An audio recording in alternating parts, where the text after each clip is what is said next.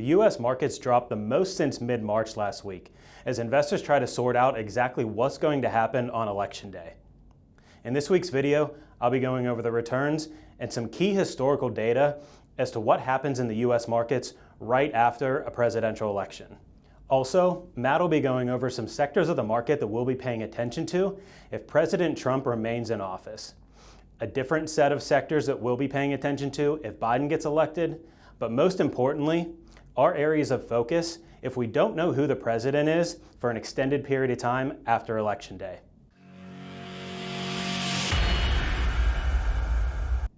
All four of the major U.S. indexes were down last week over 5%, with the S&P 500 and the NASDAQ down over 5.5%, or the Dow Jones and the Russell 2000 were down over 6% for the week. Now, I also wanted to note that the market did try to rally at the end of the day on Friday, and as we're shooting this video on Monday morning, the U.S. markets are up over 1%, so we're hoping that this rally can continue. Now, year-to-date numbers, the S&P 500 is up over 1% for the year, where the Dow Jones is down over 7%. The NASDAQ still up over 20% year-to-date, but the Russell 2000 is down almost 8% for the year. Now, foreign and emerging markets were also negative last week, with foreign markets down 5.5%, where emerging markets down 3.5%.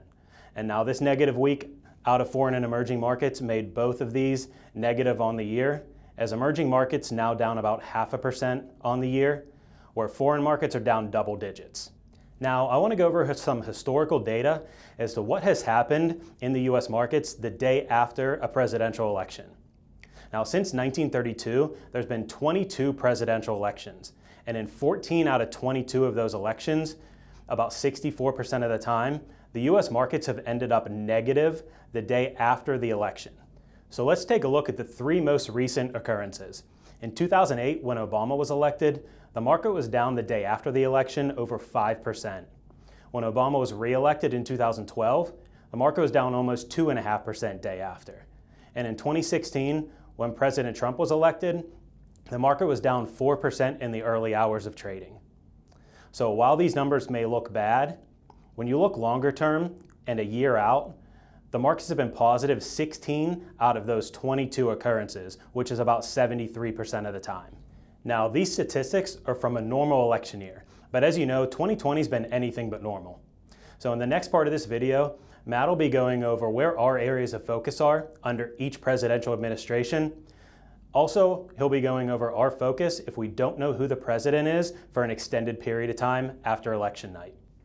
So I wanted to cover the sectors that we're going to be focusing on under a second Trump administration, and also take a look at the different sectors that we'll be focused on if Biden does pull out this election.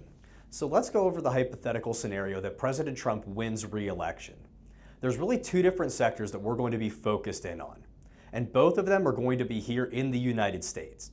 The first is the U.S. energy sector, and we're talking about your traditional fossil fuel energy companies. Not only has President Trump made it a focus to become energy independent, but he's also trying to push for us to be a leading exporter of energy around the world. The second sector that we're going to be focused in on is manufacturing, as we'll continue to see different tariffs being placed around the world on countries that are producing goods that are sold here in the United States.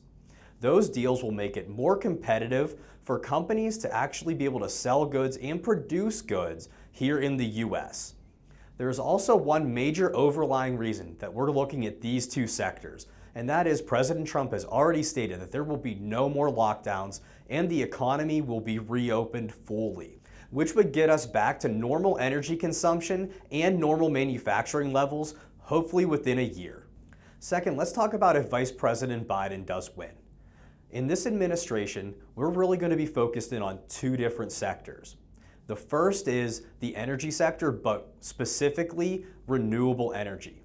Vice President Biden is an advocate for the Green New Deal, which essentially gets us off of fossil fuel production by the year 2035. Some analysts are estimating that there's going to have to be about a $50 trillion investment into the renewable energy sector, which would be a great thing for not only solar, wind, but also water and nuclear. The second sector that we're going to be focusing in on is not in the US, it's actually in emerging markets, specifically China, as President Trump has had a pretty rocky relationship with President Xi of China, putting tariffs on many goods and also renegotiating trade deals from years ago. We feel that under a Biden administration, they would actually roll back the tariffs and go back to the trade deals of old, where China's markets were able to flourish. The last thing that we're focused on is more in the short term, as it's becoming ever more likely that we're going to see a contested election, with some states pushing back their mail-in voting for a couple days, and some are even pushed back 9 days to count votes. We all know the market hates uncertainty. And actually, if you go back to the last time that we didn't know who our president was on election night, it was the year 2000, and it took about a month where the market sold off double digits, waiting to find out who the next president was. So if you're watching this and we do not know who the president is on election night, know that it could take a couple months. And if that happens, we'll be focused in on the precious metal sector and also government bond. Thanks for watching, and obviously all of our attention this week is going to be focused in on the presidential election. Make sure you subscribe to our channel on YouTube and follow us on Facebook. See you next week.